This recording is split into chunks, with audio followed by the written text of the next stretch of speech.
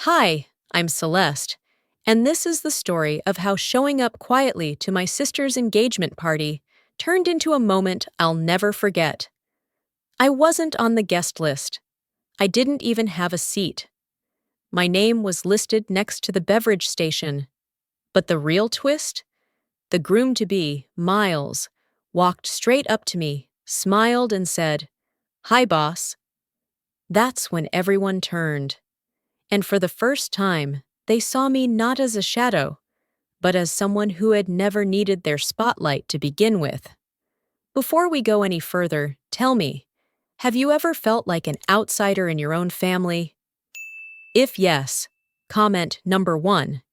If no, comment number 0. This is a family drama you don't want to miss. I parked 2 blocks away from the venue, still unsure if I should have come. The gift bag on my passenger seat weighed more than it should. It wasn't the kind of day that begged for conflict. The sun filtered softly through green budding trees, and the breeze was just enough to flutter the corner of the invitation I'd left folded under my car's visor. I'd reread it twice that morning. Addie and Miles invite you to celebrate their engagement. Semi-formal, garden casual, love, laughter, and forever. Nowhere did it say, "Bring your own dignity." I reached across the seat for the gift, a silver box wrapped with a navy blue ribbon I'd ironed the night before. Inside was a necklace I'd picked out 3 months ago. Nothing fancy, just elegant.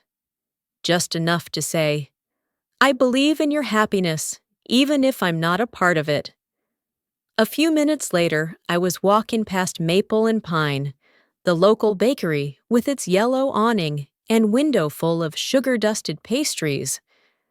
The same place where Addie used to work after high school, back when we still knew how to laugh together. The scent of cinnamon and citrus trailed me as I continued toward the garden venue behind the old Brattle Inn. Everything looked perfect. Cream roses twisted around white lattice, long tables covered in pale pink linens, gold place cards pinned with pearls. Someone played cello softly near the fountain. I caught a reflection of myself in the venue's glass doors. Simple navy dress, hair back, no fuss.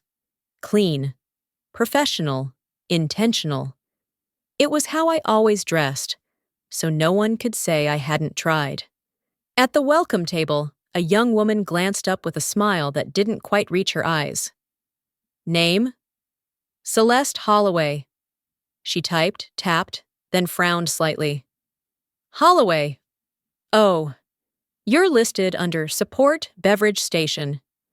She turned the screen toward me. My name was there, unmistakably clear, just not where it belonged. "I'm not with catering," I said, careful to keep my voice level. "Oh," she replied. Her smile returned, brittle this time. "Well, only confirmed guests are allowed in the main area." "I'll just walk around," I said, more to myself than her. I turned toward the gravel path that led to the garden's edge. On the other side of the lawn, my mother stood in a blush-colored wrap dress, laughing with 2 women from church. She didn't look over. I wasn't sure if she hadn't seen me or had chosen not to.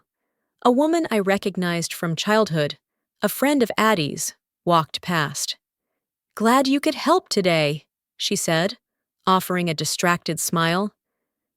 I didn't correct her, just tightened my grip on the silver bag and stepped aside, finding a spot by the trellis, just far enough to be unnoticed, but close enough to see everything.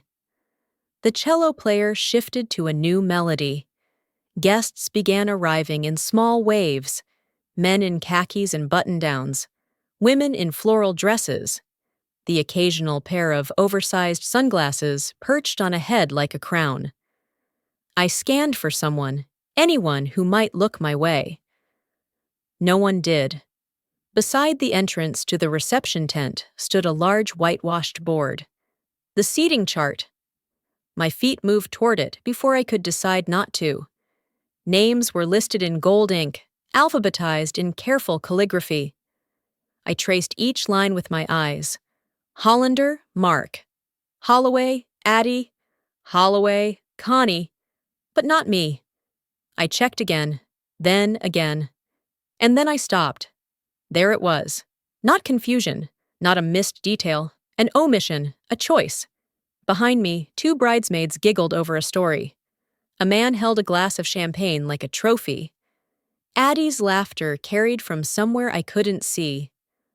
I stood there, staring at the board, feeling the weight of the gift shift slightly in my hand. Maybe it was just the angle of the sun. Or maybe it was finally the moment that made everything click into place. I stepped back, clutching the gift bag like it held my name. At that moment, I knew. I hadn't just been forgotten. I had been erased. I found a quiet bench behind the fountain, but the silence didn't soften the words that slipped through the upstairs window. It wasn't the first time I'd overheard something I wasn't meant to hear, but it was the first time I stayed put and listened. The bench was worn, tucked behind a weeping willow in the side courtyard, just out of sight from the main lawn. A place for bridesmaids to cry quietly, or for children to sneak cupcakes. But today, it was mine. And from where I sat, I could still hear the tinkle of glassware, the distant rise and fall of polite conversation, like a scene rehearsed by a cast that knew their lines too well. A cracked window on the second floor was just above me. At first, it was background noise. The rustle of dresses, a zip, the clink of a bracelet. Then voices, familiar ones. "She's not bad, just intense."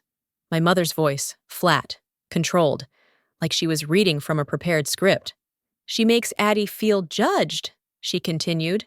"She doesn't mean to, but it's just her presence, like a shadow that lingers." There was a pause. No disagreement. No one said, "That's not fair," not even a murmur. I stared at the water in the fountain. A few petals floated across the surface, spinning gently, and I stayed frozen, afraid the sound of my breath might confirm I'd heard everything. I don't know how long I sat there. Minutes? A lifetime? Eventually the voices faded. So did the thrum of adrenaline in my chest.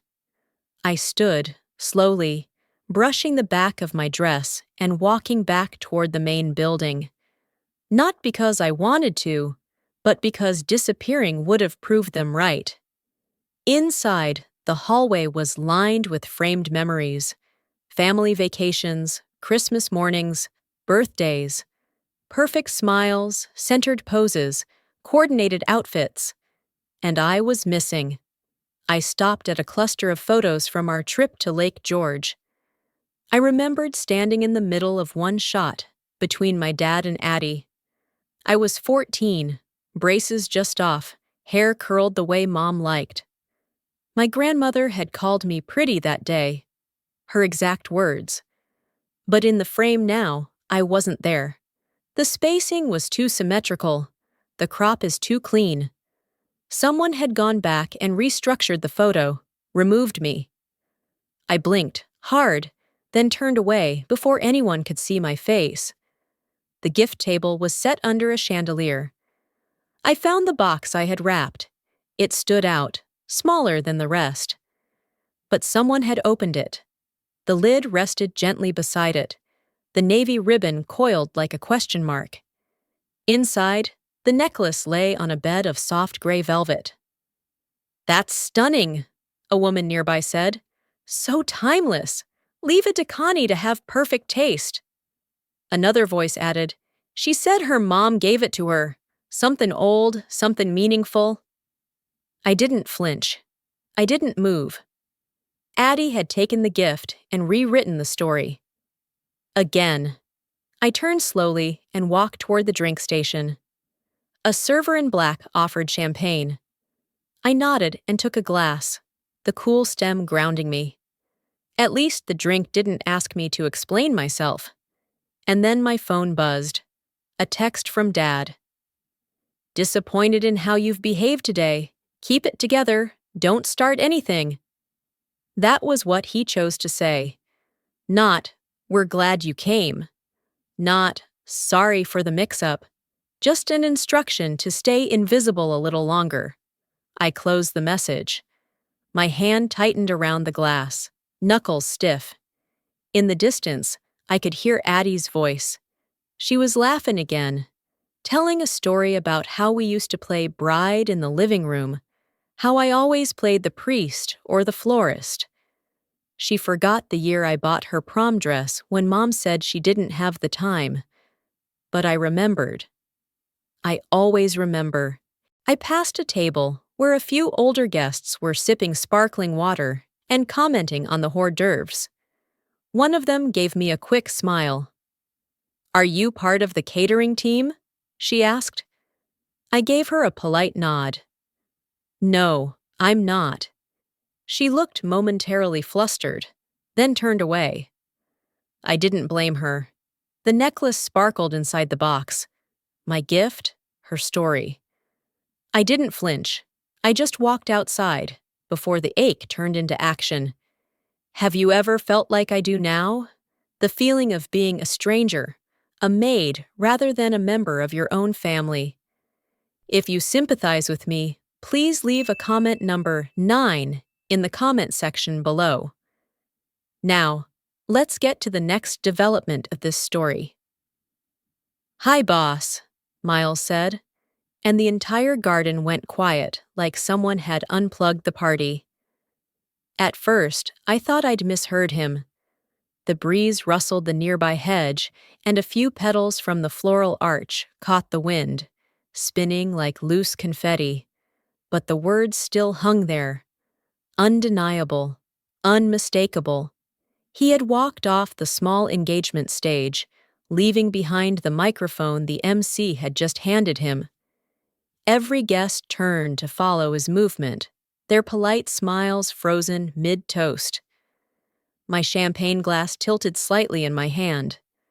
Miles stood in front of me now, a few feet away, looking genuinely surprised that no one had told them.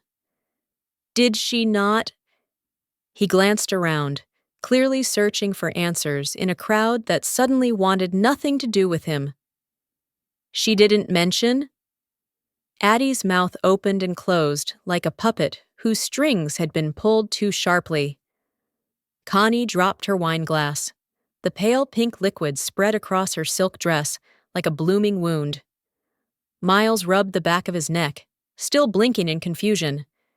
"She's the COO of the biotech division in Boston. My new boss." Then, softer, almost reverent. "She hired me." The silence that followed wasn't peaceful. It was loaded, pressurized. A single mutter could have shattered the whole tent. Addie took a step forward, glassy-eyed. What did you say?" "I started last week," he said, turning to face her. "It's in the HR bulletin. She runs the division. I thought you knew." Addie's face contorted into a tight smile, the kind that used to make teachers nervous when she didn't get the grade she expected. "You never told us," Connie said to me, voice sharp and shaking. I met her stare. "You never asked." And then it began. Soft murmurs blooming into full voices. A guest near the back whispered, "Is that her sister?" Someone else said, "She's the one in New York, right?" Another corrected, "Boston." Gerald appeared at Connie's side, his arms crossed tightly, jaw tight.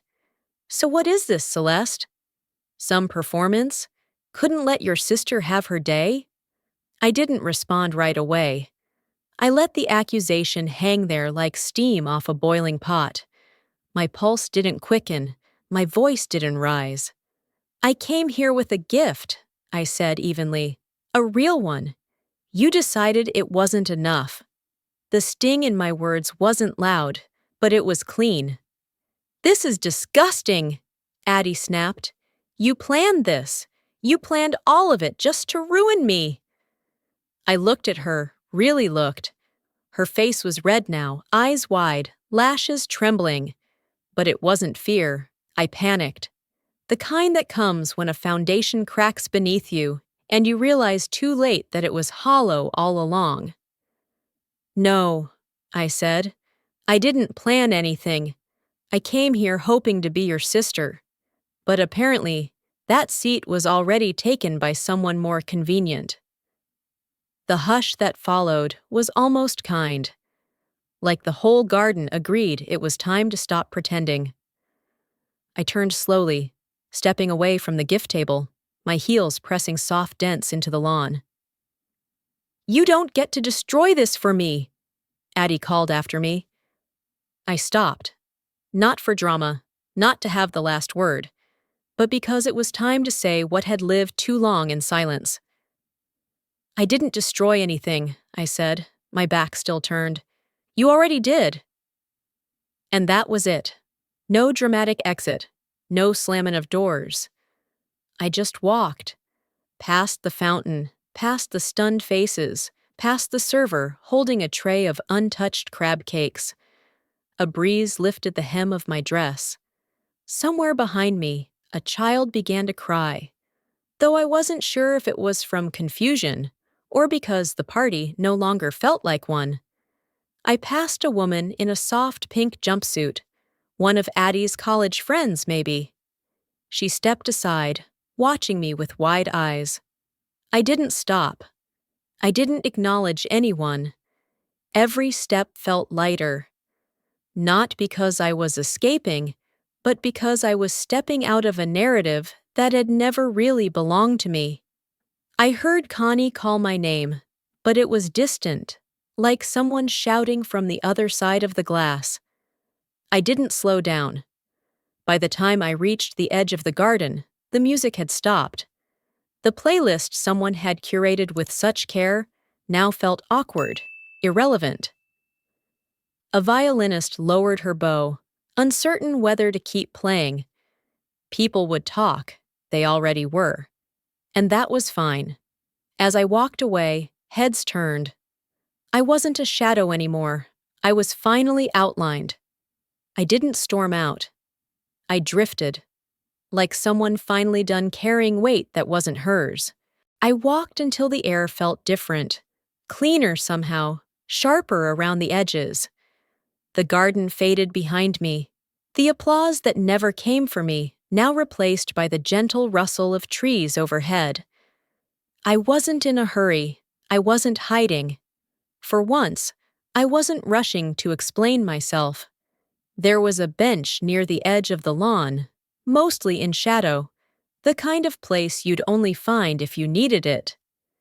I sat there with my champagne glass, still half full. It tasted better now that it wasn't tied to anyone else's celebration. The phone buzzed again in my lap. I didn't check it right away. I knew who it would be. Sure enough, when I finally looked, Dad. The same message, practically copy-pasted. "Let it go. Don't cause drama. We've all had enough." Enough of what? Of pretending I wasn't there? Of pretending I didn't exist unless I served a purpose?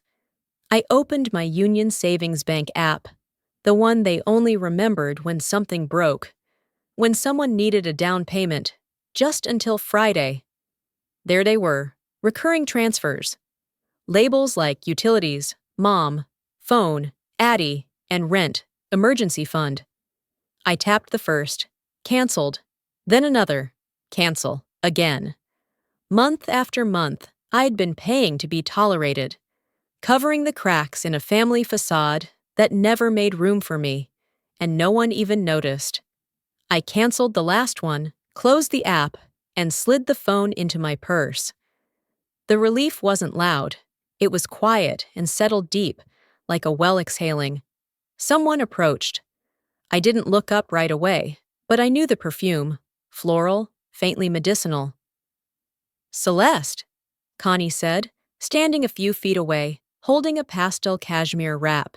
You shouldn't sit out here. It's chilly. I didn't answer. She stepped closer. You're making this into something it's not. I'm not making it anything, I said. I'm just seeing it. She sat beside me without being asked, folding the wrap neatly on her lap. Addie's very upset. I'm sure she is. She says you embarrassed her, humiliated the whole family. I turned to her then. All I did was show up. Connie's face softened, the way it always did when she was about to deliver a correction cloaked in kindness. You looked so sharp today, very intense. That word again. You could have worn something softer, she added. Something that didn't draw so much focus. You mean something that didn't look like it belonged to someone in charge? Her lips tightened. I wore a navy dress, Mom, I said. I didn't carry a bullhorn. She shifted. This was supposed to be a happy day. It still can be, just not for me. She reached out, placing the wrap between us like a treaty. Just, don't make this harder than it has to be. I didn't touch it. She stood, gave a small sigh, and walked away. I didn't watch her leave. A few minutes later, someone else approached, a quieter presence. I glanced up to see Marla Canning, a friend from high school I hadn't seen in years. Her hair was pulled back loosely, her eyes warm but observant. I saw everything, she said, lowering herself onto the bench beside me. You've got the patience of a monk. I would have flipped the dessert table. I let out a breath I didn't know I was holding. Wouldn't have helped. I'd still be the difficult one. Marla chuckled, then grew more serious. You know, my mom still talks about how you helped her get her Medicaid reactivated. She said you handled it in a single call. No one else could. I looked at her. That was years ago. She never forgot. I swallowed hard, blinking at the ground. I used to think if I stayed quiet and useful, I'd earn my place. Marla shook her head gently. You were never the one who needed to change. She stood and gave my shoulder a light squeeze before heading back toward the main path. I picked up my phone again, opened the banking app one last time, and double-checked each cancellation. Everything was done. I delete the last scheduled payment and whispers aloud, no more paying to be tolerated. The morning after the storm is never loud. It's the kind of silence that echoes with things left unsaid. I woke up before the alarm, the apartment still bathed in a bluish haze of early light. Boston was slow to stir on Sundays, and so was I. The events from the day before didn't replay in sharp scenes. They floated, like dust in a sunbeam. No shouting, no crying. Just the kind of cold clarity that comes when you finally stop asking to be seen. I didn't touch my phone. Not right away. I moved through the kitchen barefoot, setting the kettle on the stove and opening the windows just a crack. Outside, the street was quiet, except for a distant dog bark and the hum of a delivery van. I sat with my tea and let the warmth settle in my hands. For once, I didn't feel the need to explain anything to anyone, not even to myself. Later that morning, I pulled on a cardigan and walked down the block to Green Bean Cafe, the little shop with mismatched mugs and quiet folk music always playing just a bit too softly. The usual man behind the counter nodded.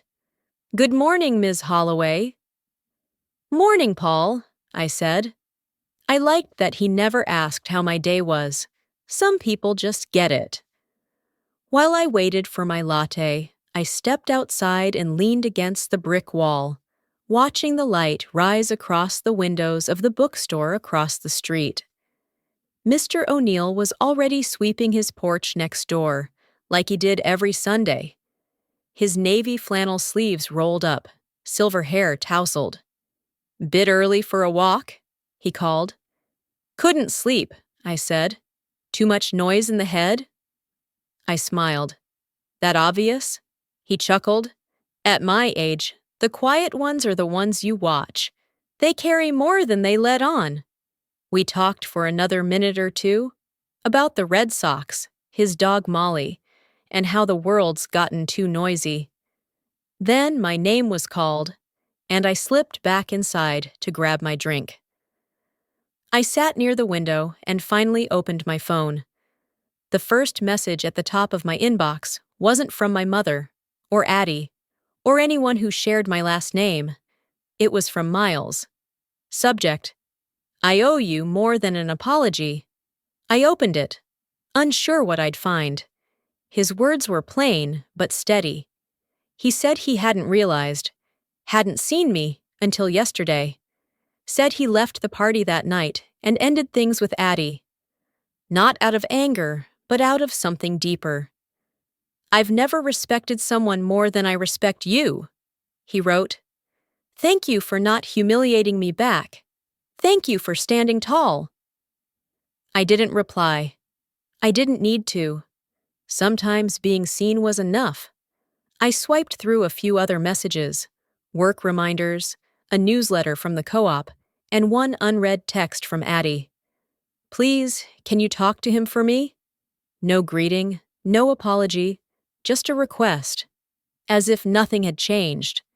As if I were still the person who could be counted on to clean up someone else's mess. I locked the phone and slid it into my coat pocket. Outside, the wind had picked up, tugging leaves into tiny dances across the sidewalk. A bus hissed at the corner. Someone walked past with a stroller and a dog, and I watched them disappear around the corner.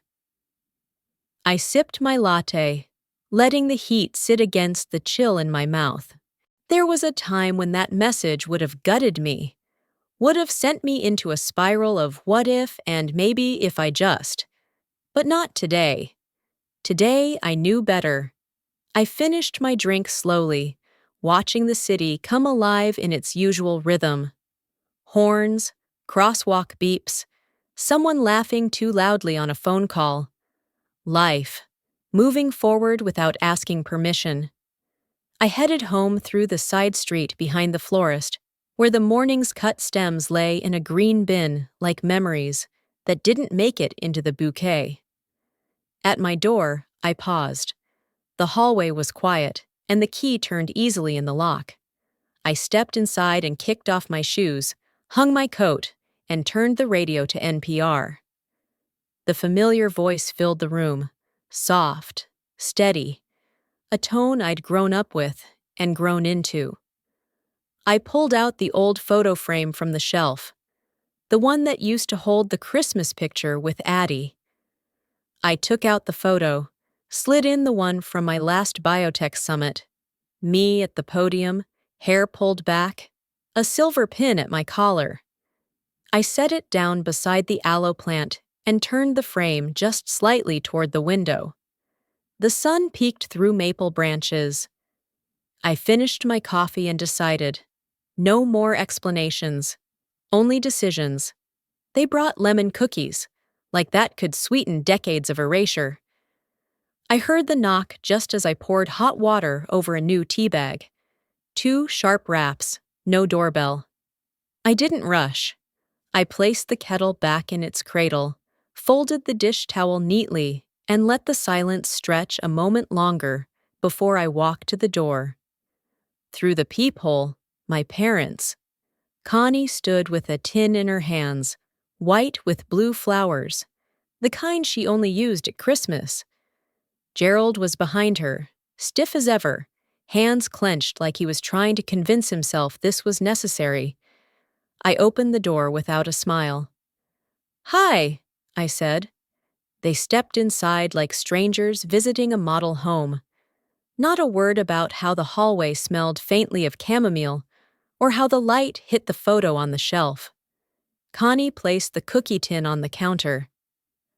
We thought we'd talk. As family, I gestured toward the table. We sat. The chairs creaked slightly. I didn't offer coffee. Gerald cleared his throat. We raised you for over 30 years, Celeste. You didn't get here on your own. I let the words hang in the air like fog. Familiar, predictable. We're not asking for much, he continued. 2,000 a month. That's all. Connie jumped in quickly. Addie's having a hard time. The engagement fell through. Miles moved out. It would mean a lot to help her stay afloat while she gets back on her feet. Of course, Addie's version of hard time likely meant downgrading from a 2-bedroom to a 1-bedroom and not being able to afford the pressed juice subscription. I folded my hands on the table. If Addie matches the amount I've given, dollar for dollar, and if your will is revised to include equal standing in my name, then we can talk. Gerald's face flushed. You're putting conditions on your own parents? I kept my voice level. You've been putting conditions on your daughter since I was 14. He slammed his palm on the table. It made the cookie tin rattle. This is ungrateful. Connie's eyes filled. You've changed, she whispered. I looked at her. I've clarified. No one moved. Eventually, they stood. Connie mumbled something about traffic. Gerald didn't speak. They didn't touch the cookies on the counter. The door shut behind them with a dull click. I stood there for a moment, listening to the hum of the refrigerator. Then I picked up the tin, turned it over. It was sealed with a ribbon, still factory tight. They hadn't even baked them, just bought them, dusted them with sugar, and hoped the performance would land. I opened the freezer and slid the tin onto the top shelf. Some things are best preserved cold. Later that night, I couldn't sleep. Not from regret, just a strange hum under my skin. I pulled out my phone and scrolled through old voice memos. One caught my eye. Dated 6 years ago. I tapped play. My mother's voice crackled through. If you don't know how to make people feel comfortable, maybe don't show up at all. I let it play to the end, then deleted it. Out loud, to no one, I said, You didn't raise me to be cruel, but you taught me that kindness wouldn't protect me either. I opened my photo app and replaced the image of Addie and me in matching bows with a photo from the last biotech summit. A sunset over the city skyline behind me. I was holding a plaque. Miles had taken the photo. I remembered he hadn't said a word, but he'd clapped the loudest. I sent a quick email to Dayla, our head of marketing. Thank you for staying out of the mess and for always letting the work speak louder. She replied 2 minutes later. You never had to prove yourself to us. You just did. My phone lit up again. Addie. The message preview read, Please, he won't answer me. Can you talk to him just this once? I stared at it, then locked the screen without opening, not out of anger, not because she deserved silence, but because silence has a weight she never learned to carry. And I was finally done helping her balance it. By Tuesday, the buzz had dulled. The photos stopped surfacing. The comments moved on. But the quiet? It stayed. And it wasn't empty anymore. That weekend, I swept my porch. I greeted neighbors by name. I made extra lemon scones for Mr. O'Neill. I hosted Marla for coffee, and we talked about how some people only grow when they're no longer watered by your approval. I didn't send any more money. I didn't owe anyone a version of myself that didn't exist. They leave. I slide the cookie tin into the freezer, untouched. Some things are best preserved cold.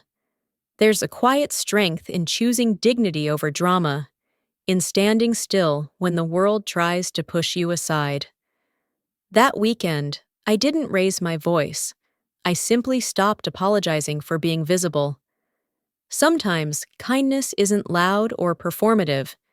It's a decision made in silence, a boundary drawn with calm hands. And often, it's the ones we overlook who carry the light we end up needing most. So if this story touched something in you, take a breath. Notice the ones who show up with steady hands and soft voices.